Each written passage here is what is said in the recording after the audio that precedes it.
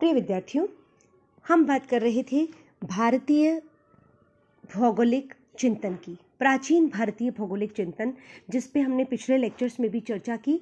आज हम उसी चर्चा को आगे बढ़ाएंगे।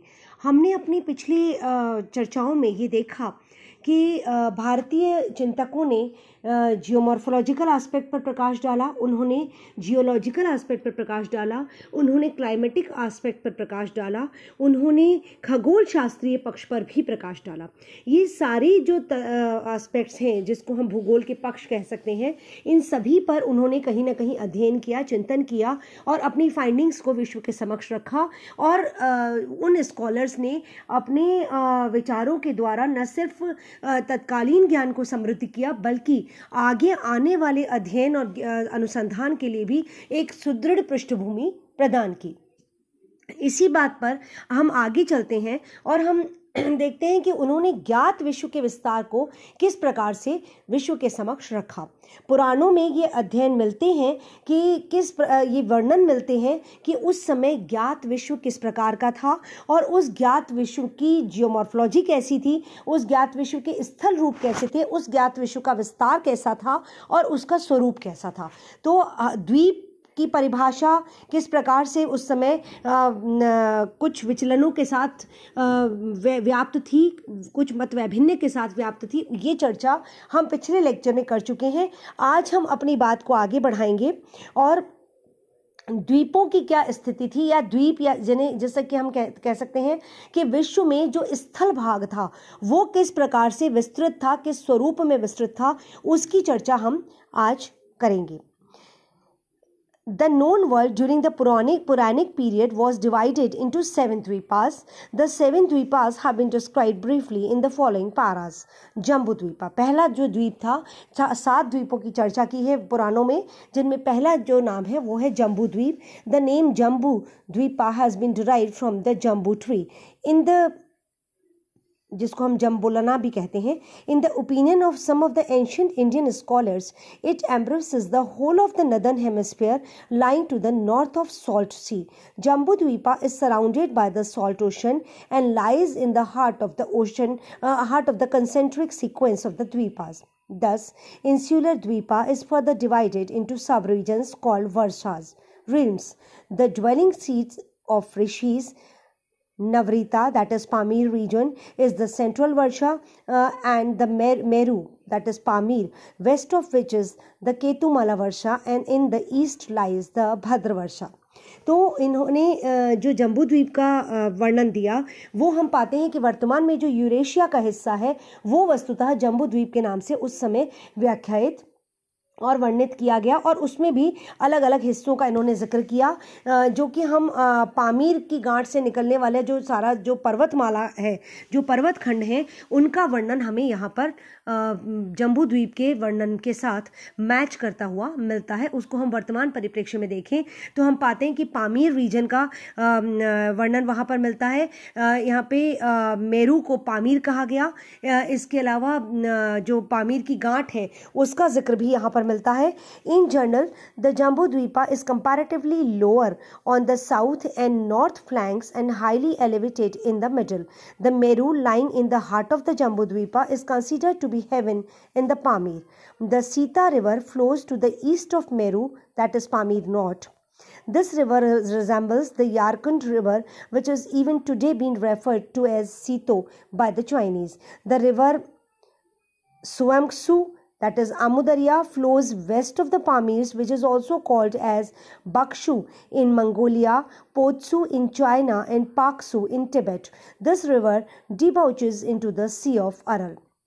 हम ये पाते हैं कि जहाँ पर मेरू पर्वत की बात कही है, पहले भी हमने पढ़ा कि मेरू पर्वत को अंतिम छोर माना गया, उत्तरी ध्रुव माना गया पृथ्वी का, और इसको इन्होंने जो हमारी पामीर की गांठ है, जिसको हम आज पामीर की गांठ मानते हैं या जानते हैं पामीर की गांठ के नाम से, उस बिंदु पर मेरू पर्वत की स्थिति बताई गई। और ये भी उन विद्वानों ने बताया कि इस संपूर्ण क्षेत्र में जो उत्तरी और दक्षिणी भाग है वो कंपैरेटिवली निम्न उच्चावच के क्षेत्र हैं, लेकिन जो मध्यवर्ती हिस्सा है, जिसको हम तिब्बत का पठार और पामीर की गांठ वाला जो एरिया है, वो जो है वो अधिक उच्चावच रखता है, अधिक ऊंचाई वहाँ की रहती है, ये वहाँ की है, ये जिक्र वहाँ पर मिलता है। इसके अलावा यहाँ पर जो यारकंड रिवर, जो यारकंड नदी, आज हम जिसको यारकंड नदी के नाम से जानते हैं, और चाइनीज़ जिसको अभी भी सीतो कहते हैं, उस नदी का नाम सीता नदी के नाम से हमारे पुराणों में मिलता है, जो कि यहाँ पर बहती है मेरू पर्वत के पूर्व में, मेरू पर्वत के पूर्व में बहती हुई जो दिखती है। और इसके अलावा जो आमू दरिया जिसको हम आज कहते हैं, इस नदी को सुमांगसू के नाम से उस समय पुकारा जाता था। ये पामीर के वेस्ट में बहती है और आगे और विभिन्न मंगोलिया में इसको अलग नाम से पुकारा जाता है, चाइना में अलग नाम से पुकारा जाता है, तिब्बत में अलग नाम से पुकारा जाता है। और ये रिवर बहती हुई अरल सागर में गिरती है। आमू दरिया और सिर दरिया, ये नदियाँ हम आज भी जानते हैं, आज भी हम इनका अध्ययन करते हैं, और इन नदियों का जिक्र भी पुराणों में मिलता है, और इनके पूरा जो उनका फ्लो है उसका वर्णन पुराणों में मिलता है। The Bhadra, the river of the north is the सिर दरिया ऑफ टुडे। दूसरी नदी जो है जो कि सिर दरिया है, उसको भद्रा कहा गया, which flowing northwards debouches into the Aral C.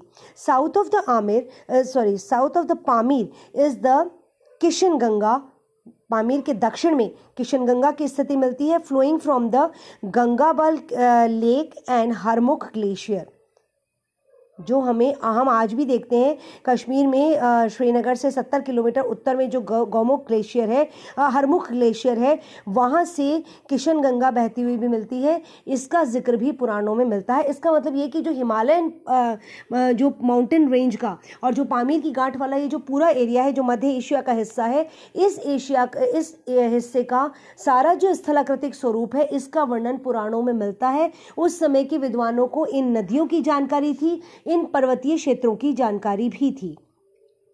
Among the other geographical features of the Jambudvipa are the Nishad, that is Hindu Kush, extending from the Pamir Knot to Kohe Baba, that is Baba Mountain in the west of Kabul, और जिसे आज हम हिंदू कुश पर्वतमाला के नाम से जानते हैं, हिंदू कुश पर्वतक्रम के नाम से जानते हैं, इसको उस समय निषाद कहा गया, और जम्बू द्वीप में इसके वर्णन भी देखने को मिलते हैं। It is said to be the three-packed mountain Trishringa, three packed मतलब 3 उसकी लेयर्स रही माउंटेन्स की, which is visible from Peshawar Pakistan.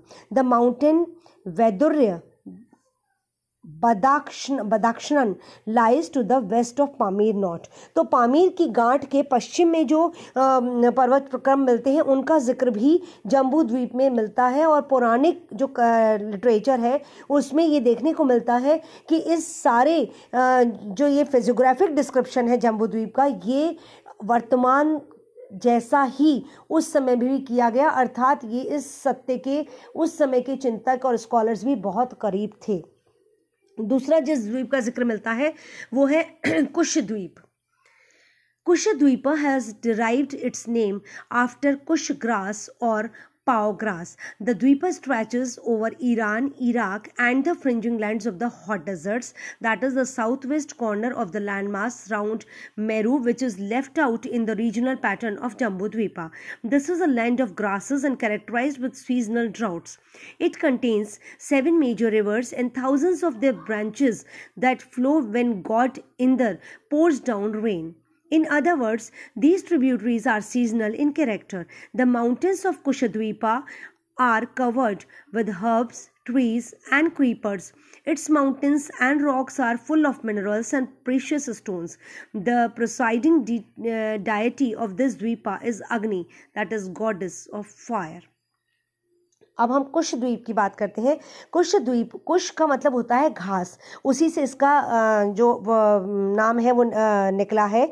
और कुश घास का मतलब है ये वो एरिया है, वो हॉट डेजर्ट वाला एरिया है जहाँ पर मैक्सिमम घास ही होती है, उससे ज़्यादा वहाँ पर बहुत जो घनी वनस्पति है या बहुत ऊंचे पेड़ या बहुत हरियाली वाली वनस्पति वहाँ नहीं मिलती है। ये वो एरिया है ईरान, इराक और उसके आसपास का जो बिल्कुल हॉट डेजर्ट नहीं है, हॉट डेजर्ट का जो सीमांत क्षेत्र है।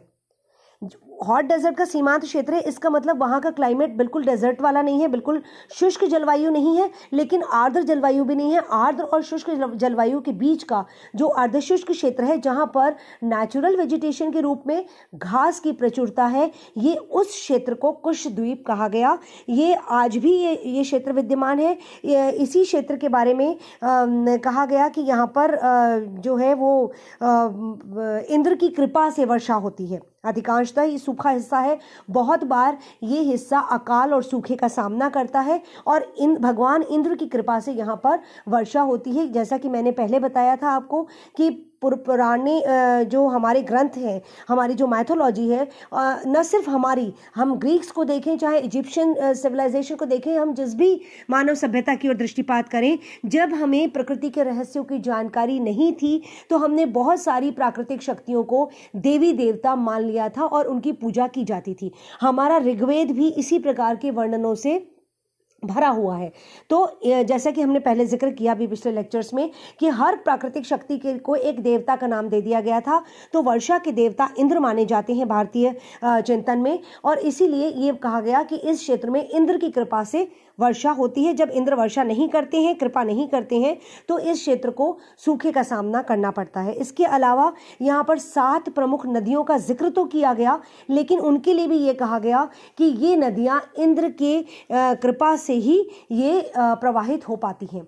इसका मतलब है कि ये सीजनल मौसमी प्रकार की नदियां हैं। जब बरसात होती है तो इन नदियों में जल प्रवाहमान मिलता है, अदरवाइज ये सूख भी जाती हैं जब बरसात का औसत कम होता है। तो ये सीजनल प्रकार की नदियां यहाँ पर, जो कि मौसमी प्रकार की नदियां हैं, वो इस क्षेत्र में मिलती हैं। और अधिकांशतः यहाँ पर जो पर्वतीय क्षेत्र हैं, पर्वतीय क्षेत्र यहाँ पर भी है। यहाँ पर जो भी उच्चावच वाले जो क्षेत्र हैं, वहाँ पर कुछ पेड़ भी मिलते हैं, लताएं मिलती हैं और हर्ब्स मिलती हैं, जो औषधीय गुणों वाले जो पौधे हैं वो यहाँ पर मिलते हैं। इस प्रकार के छोटे पौधे मिलते हैं। बहुत ऊंचे पेड़ इस क्षेत्र में नहीं मिलते हैं क्योंकि जल का या वर्षा की उतनी बहुतायत इस क्षेत्र में नहीं है। Its mountains and rocks are full of minerals and precious stones. एक और खासियत है यहाँ के पर्वतों और यहाँ के चट्टानों की कि यहाँ पर जो जियोलॉजिकल स्ट्रक्चर है उसमें जो बहुत सारे खनिज पदार्थ मिलते हैं, खनिज भंडार मिलते हैं और प्रीशियस स्टोन्स, कीमती पत्थर भी मिलते हैं।